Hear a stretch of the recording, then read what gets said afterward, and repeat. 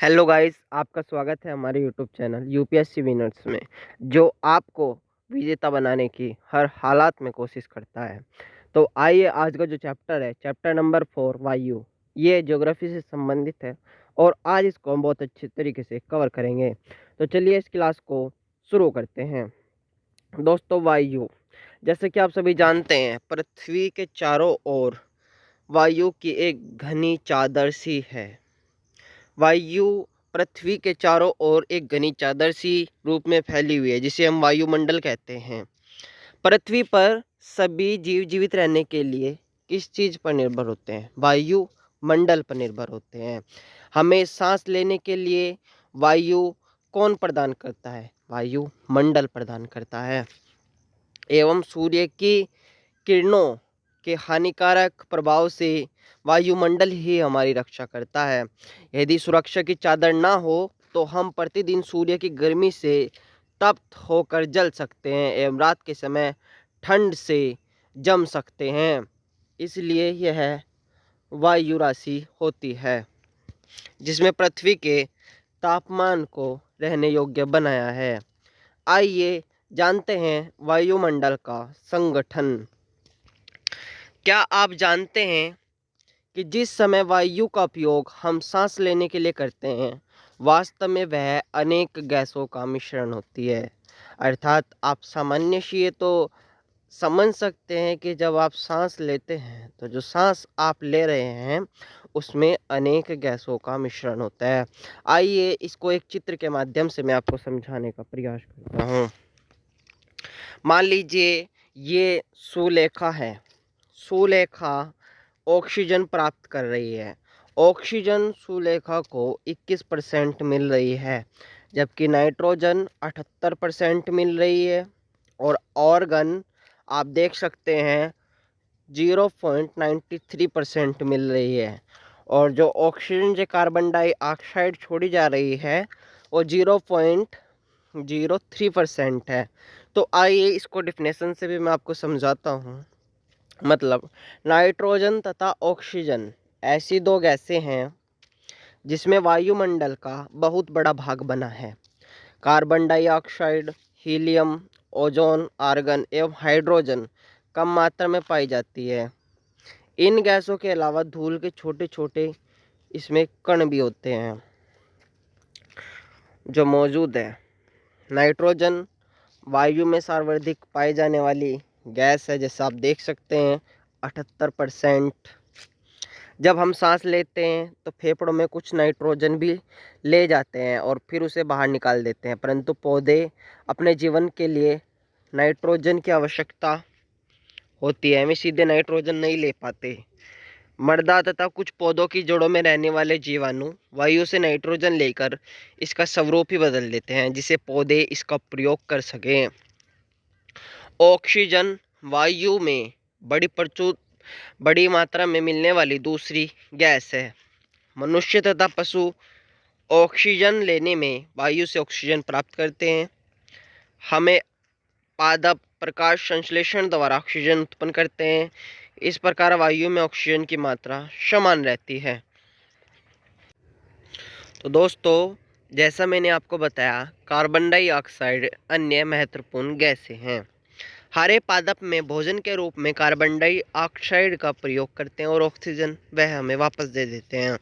मनुष्य और पशु कार्बन डाइऑक्साइड बाहर निकालते हैं।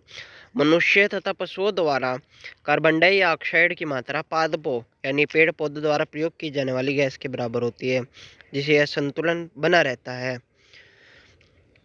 दोस्तों, एक और बात आपको जाननी चाहिए।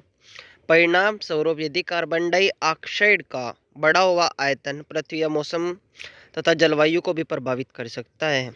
जैसे क्या भूमंडलीय तापमान आज विश्व में एक गंभीर समस्या है। Global warming can bringing back Jurassic era this winter was warmest on record US global warming. यहाँ से पैट एग्जाम में भी क्वेश्चन आया था कि ग्लोबल वार्मिंग से क्या हो रहा है, फसलों में परिवर्तन या ताप स्तर में वृद्धि। तो क्या हो रहा है? ताप स्तर में वृद्धि हो रही है। ये क्वेश्चन डायरेक्ट बना था पैट एग्जाम में। आइए आगे बढ़ते हैं। दोस्तों, हमारे वायुमंडल की संरचना को पढ़ते हैं। हमारा वायुमंडल 5 परतों में विभाजित होता है, जो पृथ्वी की सतह से आरंभित होता है।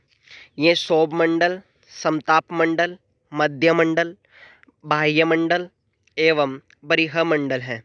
सौरमंडल क्या होता है, आइए इसको जानते हैं। यह परत वायुमंडल की सबसे महत्वपूर्ण परत है।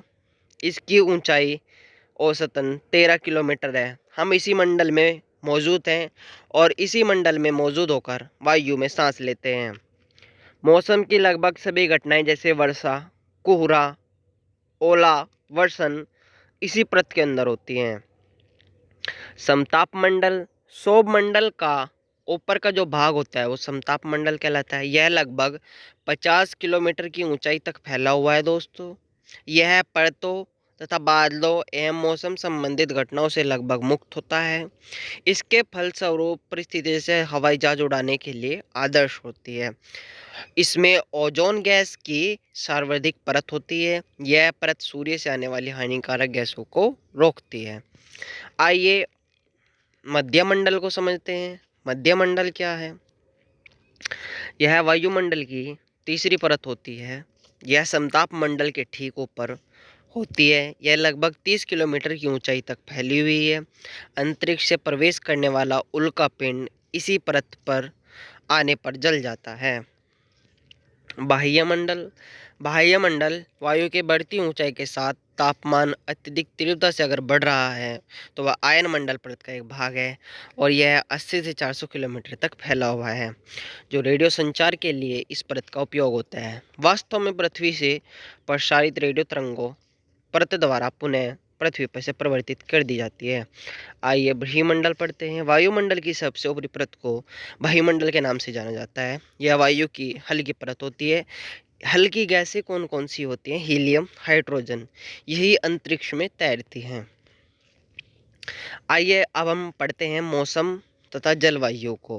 देखो, मौसम और जलवायु ये हमारे दैनिक दिनचर्या में होने वाली ऐसी घटनाएं हैं जिनको वास्तव में आप सभी प्रतिदिन देखते हैं।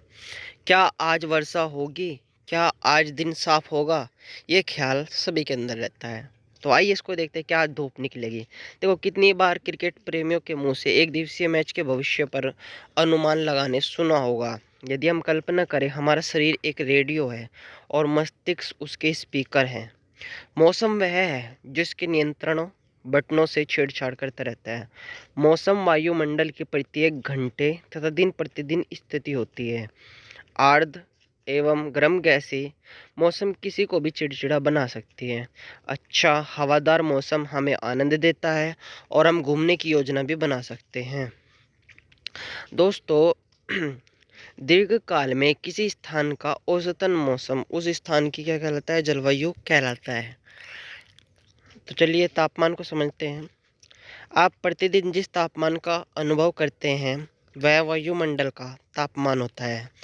वायु में मौजूद ताप एवं स्थिरता के परिणाम को तापमान कहते हैं। वायुमंडल का तापमान केवल दिन और रात में नहीं बदलता बल्कि ऋतुओं के अनुसार भी बदलता रहता है।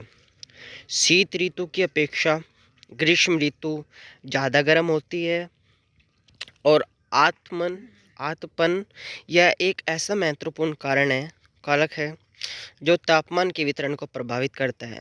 सूर्य से आने वाली वह ऊर्जा जिसे पृथ्वी रोक लेती है वह आतपन कहलाती है। आतपन सूर्य ताप की मात्रा भूमध्य रेखा से ध्रुवों की ओर घटती है, इसलिए तापमान उसी प्रकार घटता जाता है। तो दोस्तों, इतना आप पढ़ चुके होंगे। आइए फिर आगे बढ़ते हैं।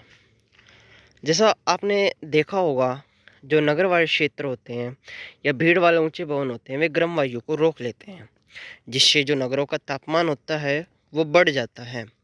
और तापमान अगर बढ़ जाता है तो आप मान कर चलिए रात के समय यह उष्मा मुक्त हो जाती है।